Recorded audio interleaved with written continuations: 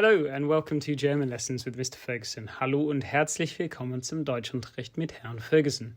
Diese grammatische Stunde, this grammar lesson, heißt Da und Wo Kompositor. Da and Wo Compounds.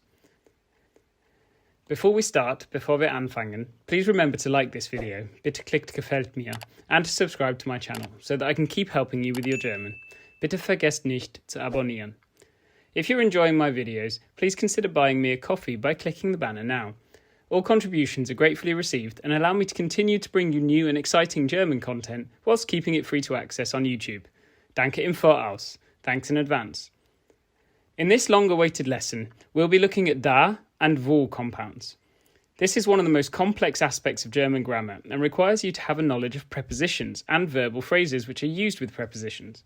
If you aren't sure what a preposition is, it's a good idea to watch my accusative and dative case videos before this video, and you can find the links for these in the description. There are two main circumstances when you need to use da and wo compounds in German, and we will start with the easier of the two. In German, you can use the word das to mean this or that. For example, was ist das? What is that? Or das ist mein Vater. This is my father.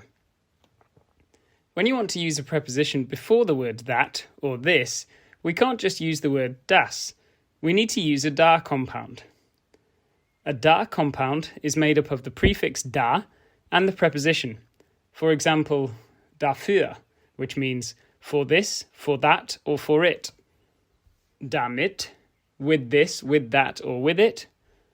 Dagegen, against this, against that, against it, and so on.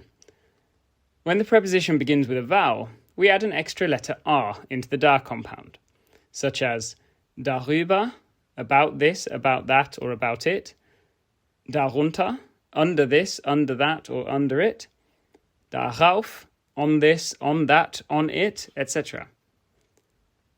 We use these da compounds when the context of what you're talking about is already established. Look at this example. Ich habe ein neues Spielzeug. Ich spiele oft mit dem Spielzeug. I have a new toy. I often play with the toy. In English, it sounds clunky and unusual to repeat the word toy. We would more likely say, I have a new toy. I often play with it. In German, this would be Ich spiele oft damit. Let's look at another example. Ich habe einen Tisch und es gibt einen Computer darauf. I have a table and there is a computer on it. We would use darauf here rather than repeating Tisch in auf dem Tisch and rather than saying auf es or auf das. We use wo compounds in a very similar context, except for the fact that the word das is replaced by the word was. In English, we use what with prepositions in a slightly different way.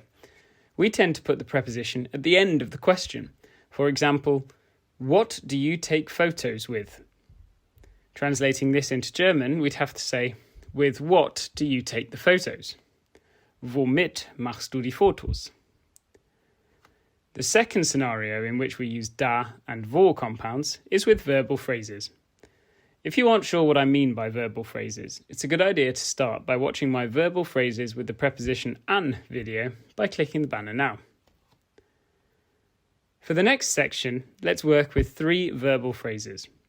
These are an etwas glauben, to believe in something, sich auf etwas freuen, to look forward to something, and über etwas nachdenken, to think about something.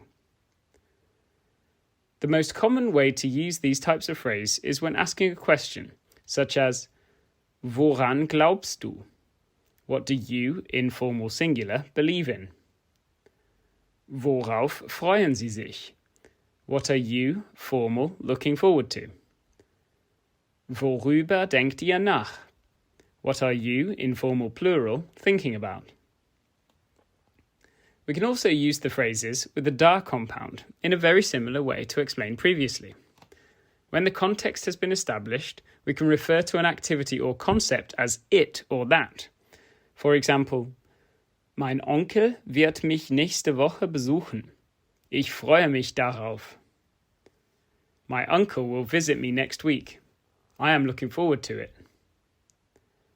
Manche Leute glauben an die wahre Liebe, aber ich glaube nicht daran.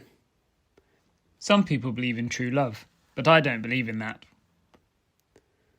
Du weißt schon, was du in der Zukunft machen möchtest, aber ich habe noch nie darüber nachgedacht. You, informal singular, already know what you would like to do in the future, but I have never thought about it. The final way in which da compounds can be used is to translate certain verbs in their ing form, as a follow-on from a verbal phrase. For example, I believe in being polite. I am looking forward to seeing you. I'm thinking about selling my flat. To do this, we combine the da compound with a zu clause. If you aren't sure what I mean by a zu clause, you can go back and recap those by clicking the banner now. Let's look at these examples in German. Ich glaube daran, höflich zu sein. I believe in being polite. Ich freue mich darauf, dich zu sehen. I am looking forward to seeing you. Ich denke darüber nach, meine Wohnung zu verkaufen. I am thinking about selling my flat. Finally, you can also use verbal phrases with a da compound with the boot word das. If you aren't sure what I mean by a boot word, it's my name for a subordinating conjunction, and you can recap how these work by clicking the banner now. In these situations, the da compound can almost be thought of as meaning the fact that. Not all verbal phrases will work with the word that, but here are some examples. Ich glaube daran, dass Sport gut für die Gesundheit ist. I believe the fact that sport is good for the health. Ich denke darüber nach, dass ich kein Geld habe. I am thinking about the fact that I have no money. Ich freue mich darüber, dass meine Familie in der Nähe wohnt. I am happy about the fact that my family lives nearby. Notice that this verb was sich über etwas freuen, meaning to be happy about something, rather than sich auf etwas freuen, meaning to look forward to something. And so, that's an introductory look at how to use the da and wo compounds in German. This is a complex concept, and it will help to keep an eye out for da and wo compounds being used in speech and literature, and to think about what they might mean. Ihr müsst darüber nachdenken, was sie vielleicht bedeuten.